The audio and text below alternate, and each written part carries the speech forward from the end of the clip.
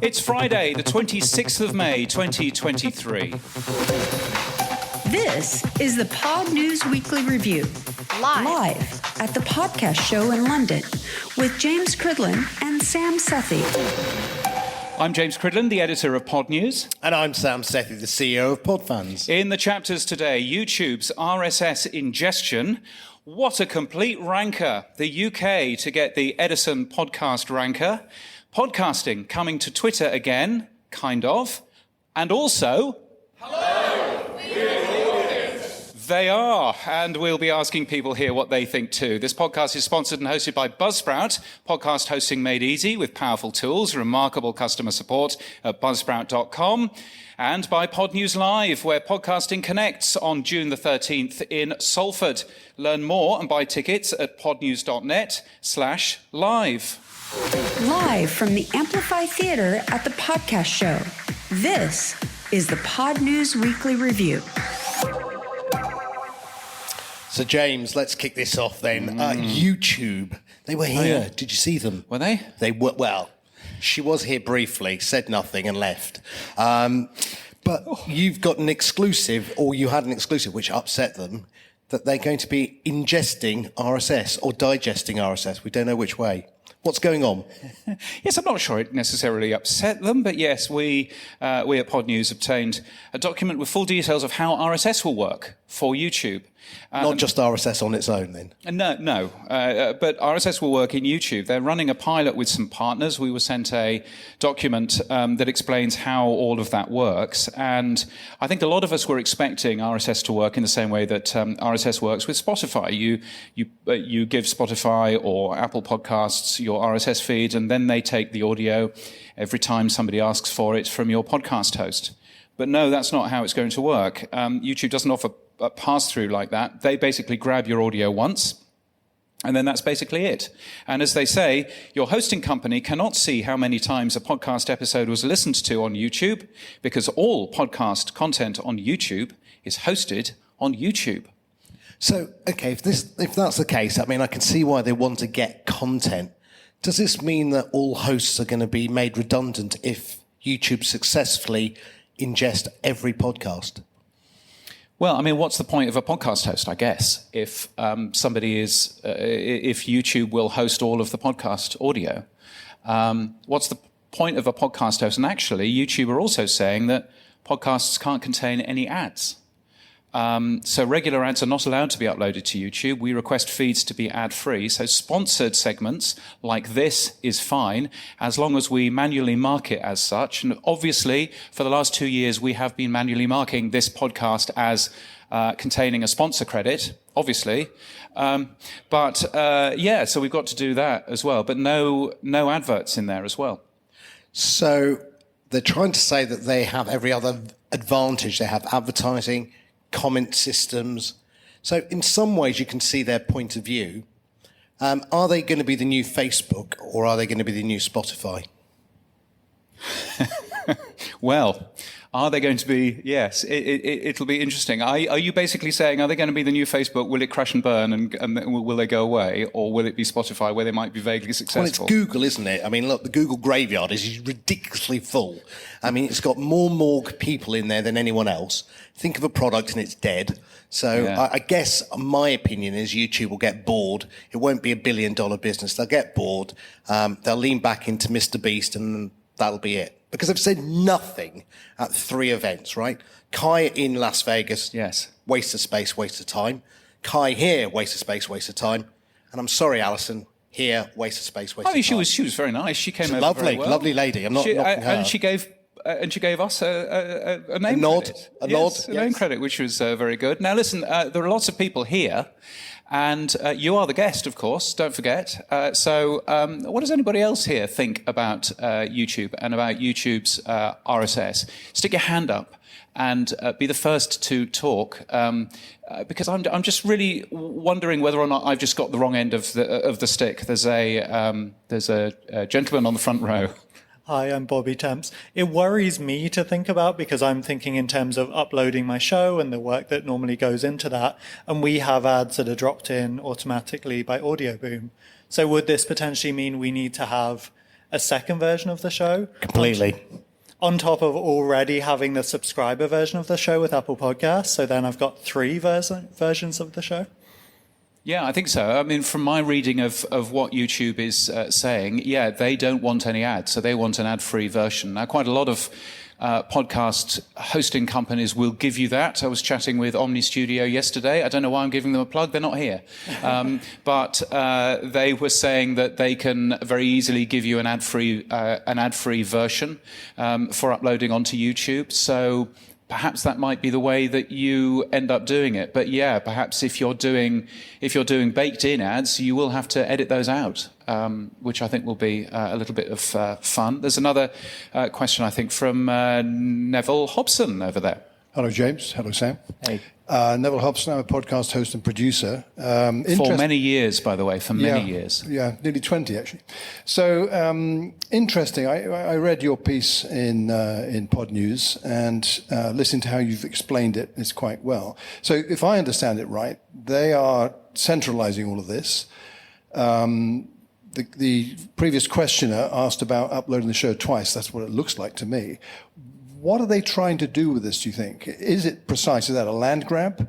Are they, I mean, already I know a number of podcasts, audio podcasts, that are hosted on YouTube because people tend to like to watch static images while they listen, or there's multiple reasons why they wouldn't, but the reach is quite huge for many. Is this going to replace that? Is this like a new service coming in?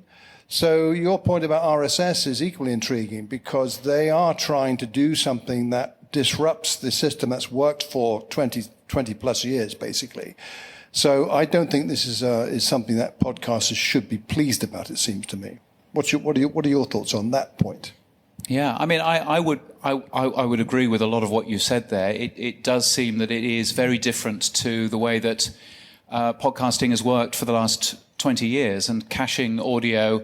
A few people have tried that in the past. You may remember Luminary, who were caching audio until people found out and jumped up and down and said, please stop. And a very early version of the Stitcher app did the same thing, but that was 15 years or so ago.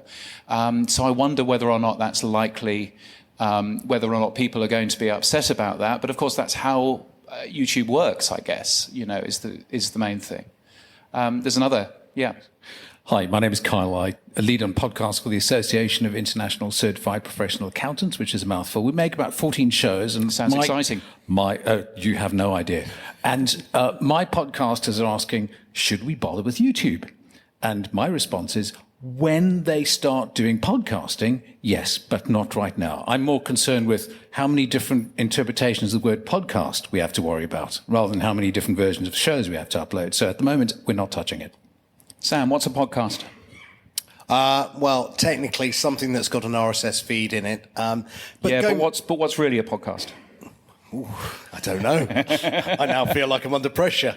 But the reality is, I think you should be pushing your data in there. I mean, look, at the moment, there is a lot of we don't knows, right? And I think at the moment, if you're looking to monetize and gain reach, why wouldn't you? If you don't have to do what the gentleman has to do, which is change the content, it's just another directory reach, right? I mean, the numbers that you'll get, I think, are going to be extremely low. I think next week we'll be able to talk about a couple of companies that are actually now going to make it so that chapter art actually appears and moves and things like that. So maybe that sort of static image in YouTube will become more dynamic. But equally, one of the things I keep trying to get several podcasters who do both who do audio and video podcasts is to use the alternative enclosure tag. And I think that is beholden on hosts to support that sooner, quicker, and better, because that's the only way that you're going to take a behemoth like YouTube that is fundamentally, as Neville said, trying to suck RSS content in one way into a black hole and not allow it out the other way. And I think, we can sit here and pontificate and decry what Spotify and YouTube do, but actually proprietary companies have been doing this for years, and they will continue to, because it's market share and gain. Well, let's move on. The next story here is what a total ranker. I was hoping that would get more of a laugh earlier on. Thanks. It's the way you sell it. Yeah, that's clearly it. So at the podcast show here in London, it was announced that Edison podcast metrics are coming to the UK, James.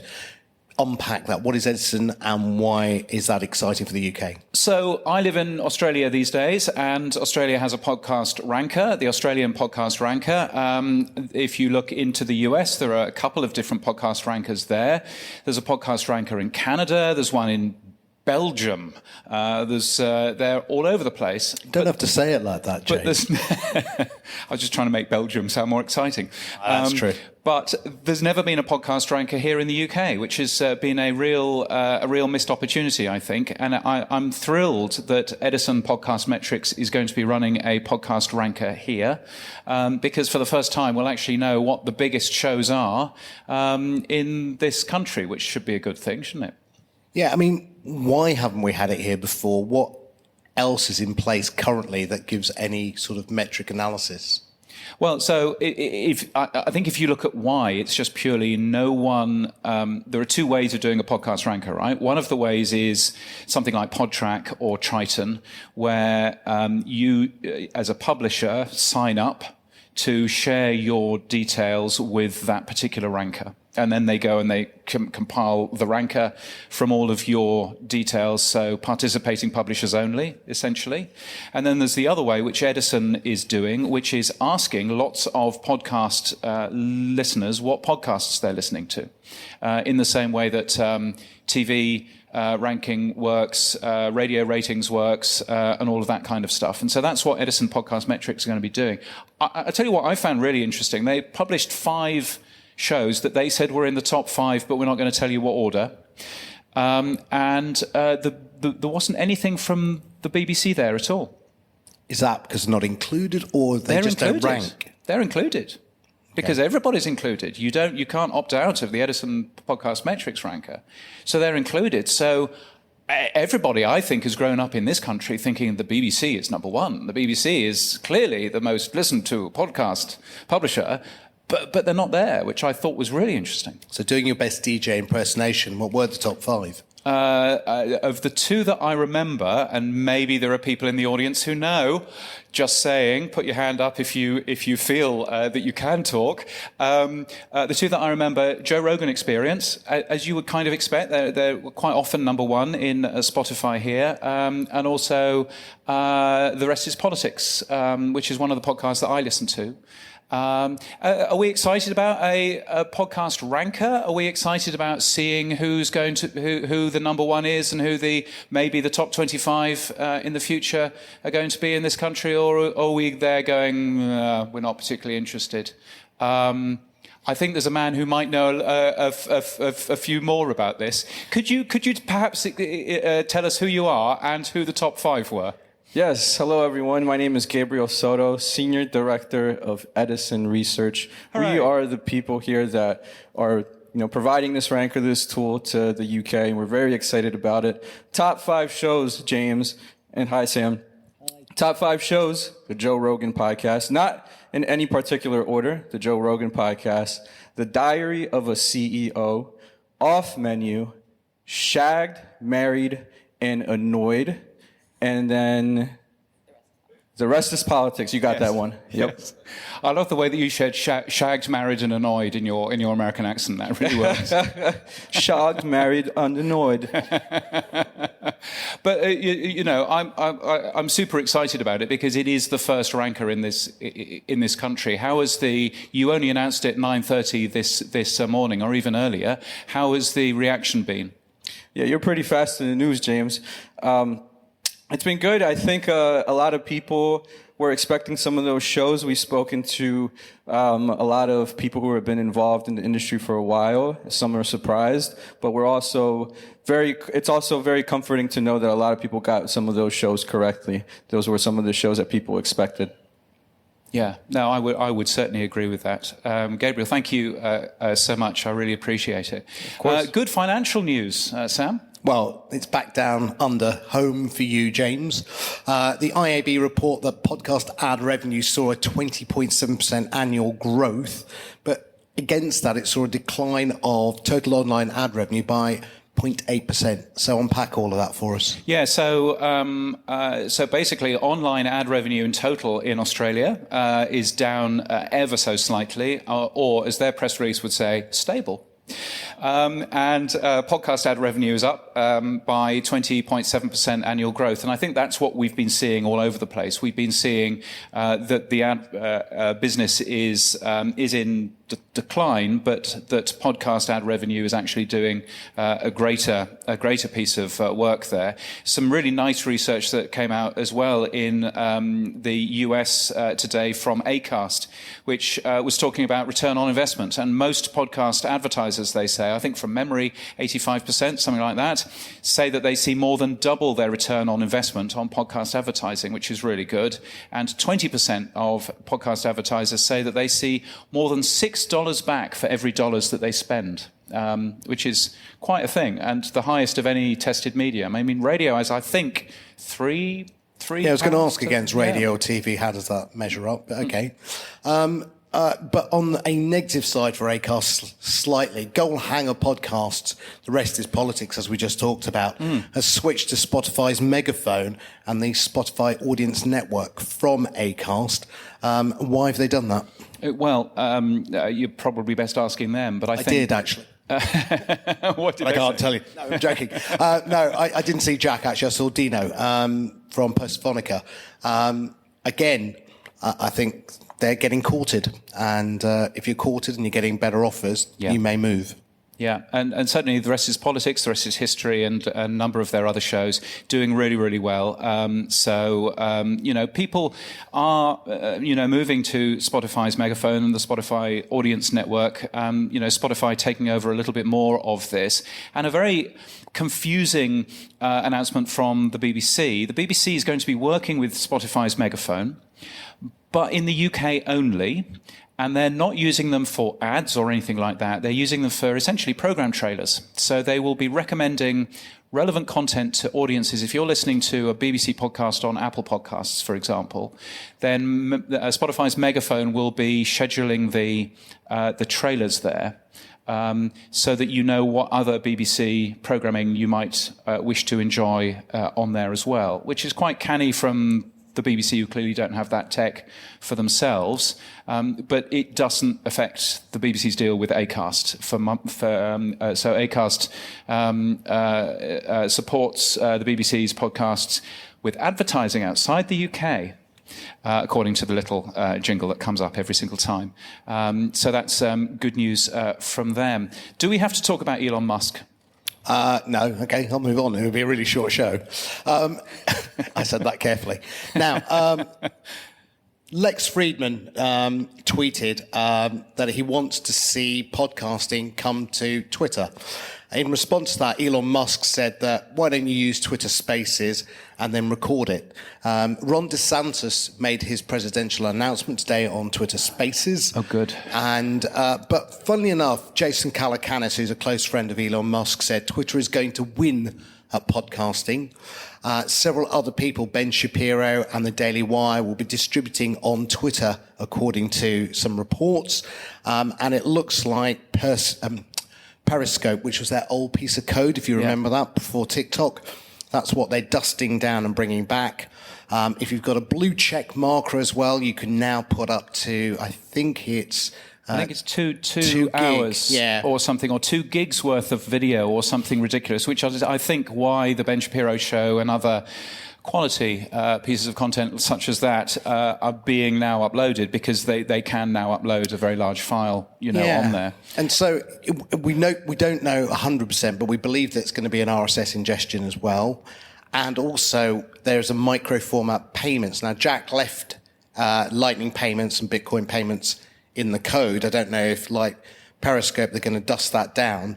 But the other part of that is, obviously, Dogecoin may be the use of payment as well. Excellent. Well, that's what we need. Is anybody here going to use Twitter to listen to podcasts?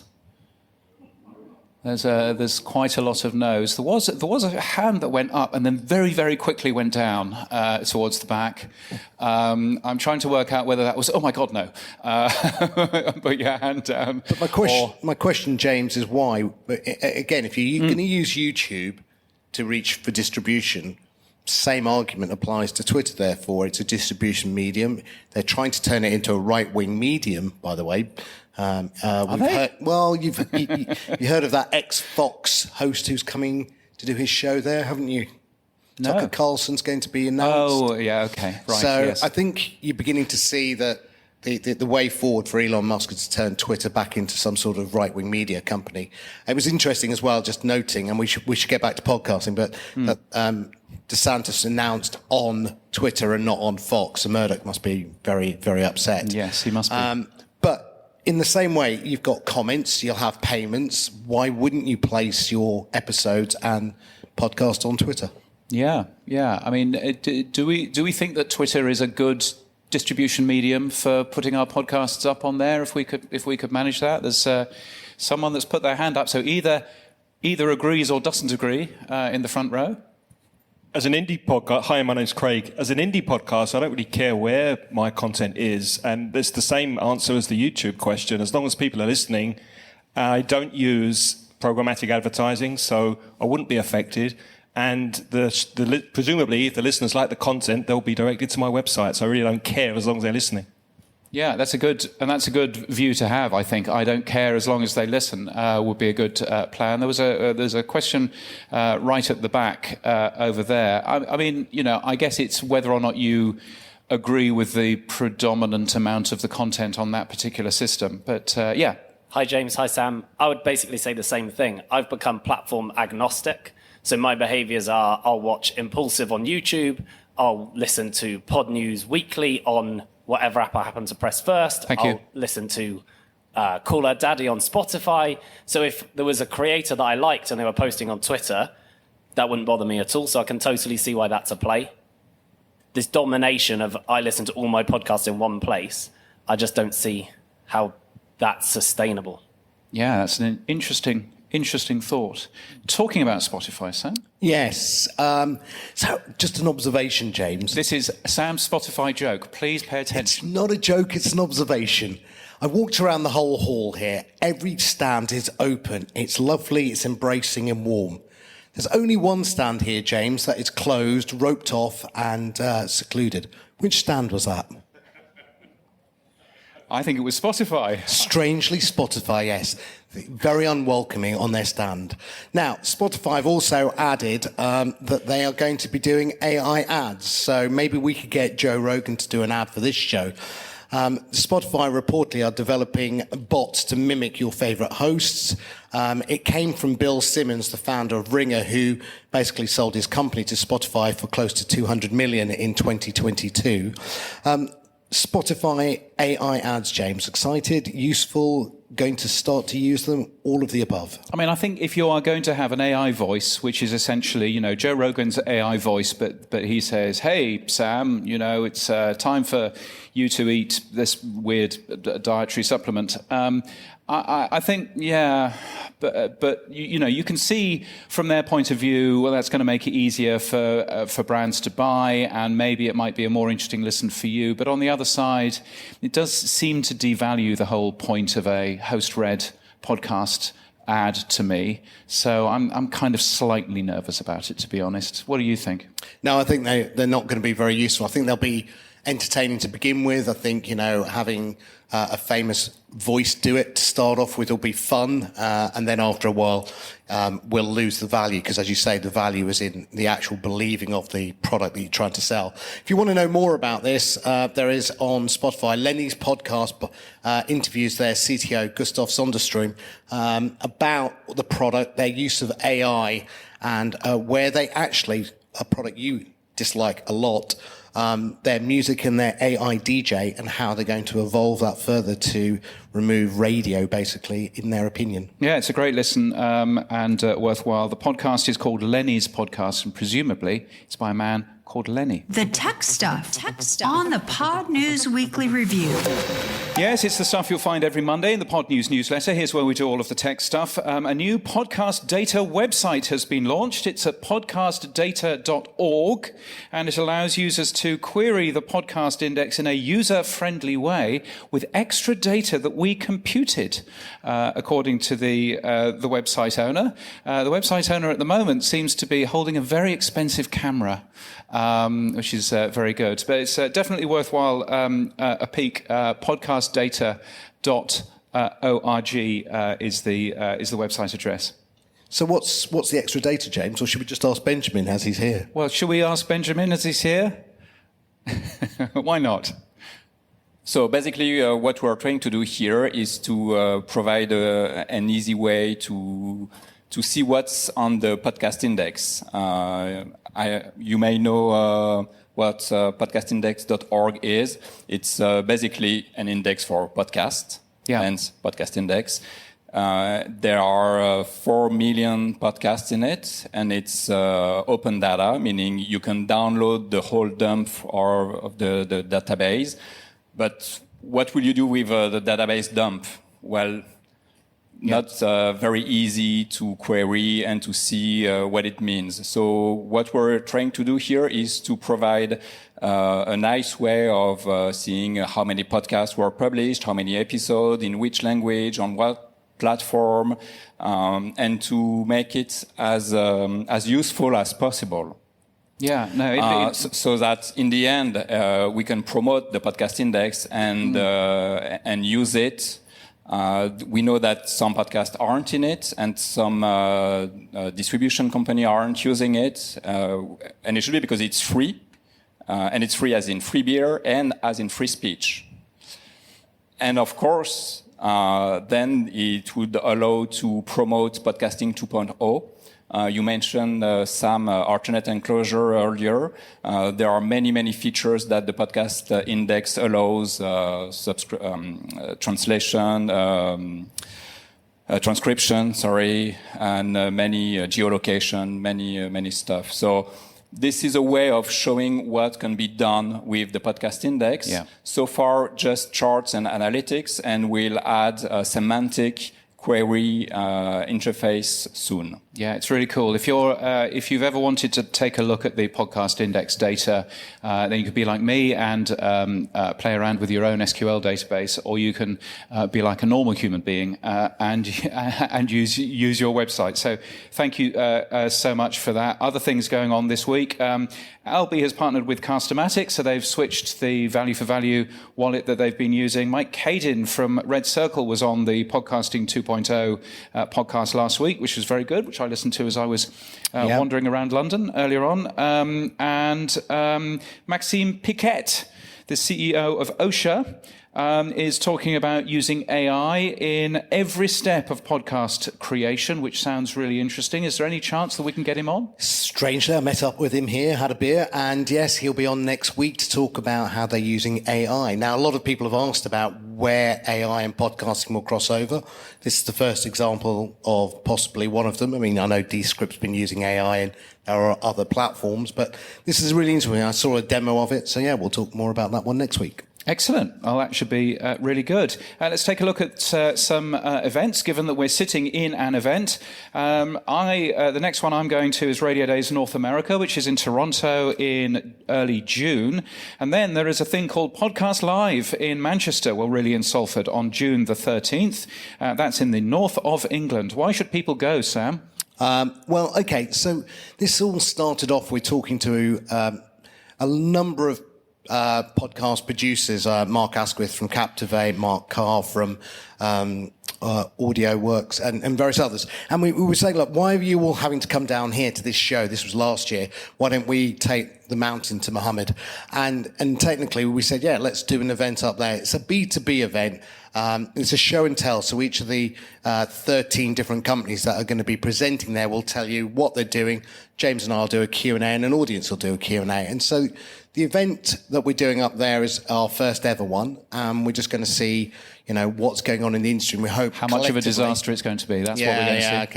Okay. We're doing another one on the 25th in Barcelona. So we've got some great companies there. And then we're doing one on the 27th here in London. So Ross Adams is coming from Acast and Morten Strungen from Podimo. So that's the 25th and the 27th of September. You'll find out more details there, podnews.net/live. Also, the other big events coming up, Podcast Movement in August from the 21st to the 24th in Denver in Colorado. Quick show of hands.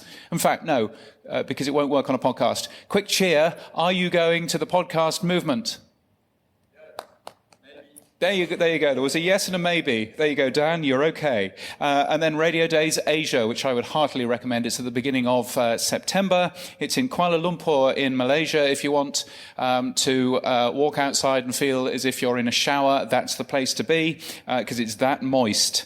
I just use the word moist in a podcast. I get extra points. And you can find out more about that. RadioDaysAsia.com. More events, both paid for and free at Podnews. Virtual events, or events in a place with people. And if you're organising something, it's free to tell the world about it at podnews.net/events. Boostergram Corner on the Podnews Weekly Review. Now, this is our favourite time of the week, Sam. Would you like to explain what a boostergram is? So boostergram, very simply, is a comment with a micro payment attached to it. That is all it is. So instead of giving comments and not giving any value back to the hosts or creators, now with a boostergram, you can actually give them a little bit of micro payment to say, thank you very much. Yes, a little bit of money, as these people have. Dave Jones sent us 40,000 sats. Now, 40,000 sats is £9. That's a decent amount of money, isn't it? And Dave says, great lineup of interviews. He's talking about last week's 2.5-hour version. You guys have a great time at the London show. Here's some beer money. So half of beer for me. I was going to say, how was your beer? Because I don't think Dave understands how expensive beer is in this country. Yes, there is always that. Who else have we got boosts from? Brian from Top Tier Audio. While Value for Value isn't rolled out into the new release of Creator Tools, Captivate does support streaming Satoshis and other podcasting 2.0 RSS feed enhancements. They do support feed enhancements, but how they support streaming Satoshis, unless they're doing that manually, I'm not quite sure. So maybe we can ask Mark later. Maybe we can. 1,701 sats. I've got no idea whether that's a special amount of sats. Brian, thank you for that. 10,000 sats, which, by the way, is about £2, from the Podfather himself, Adam Curry. I'm not sure I understand his message at all. But... Oh, I do, yes. Yeah? So eventually we'll have to move to microsats. Brilliant. I believe. Now, the problem is that a number of people, like in Adam Curry's feed, have got 12 splits, right? He's got 105% and 12 splits. Totally wrong in both cases. And of course, when you try and do that, you end up with 2.5 sats to somebody. Oh, I see. And okay. Currently, and sats being the currency of this money that comes in. So now you have to work out: do I give 2 to James, 4 to Sam, or 3 and 6 and whatever? And it just doesn't work. Microsats do exist for anyone who's aware, except they've not been taken up by the podcasting community yet, so they may well have to. Yes. I sense the audience getting restless. 4,096 sats, that's 4K boost. I know that one. From somebody who hasn't given their name. I enjoyed hearing Martin and Oscar talking about how their apps are progressing. So Oscar Merry, who works at Fountain, is one of the podcast apps which allows you to send things like boosts. And it's a very good app, and it's done here in Shoreditch, the land of the Bitcoin ATM. So it's well worth giving that a go, fountain.fm. Another 10,000 sat boost from Adam Curry. Look, we have now got 2 beers. Just saying, oh, yes, we do, yes. Saying, lots of laughs, all good, Sam, we love you.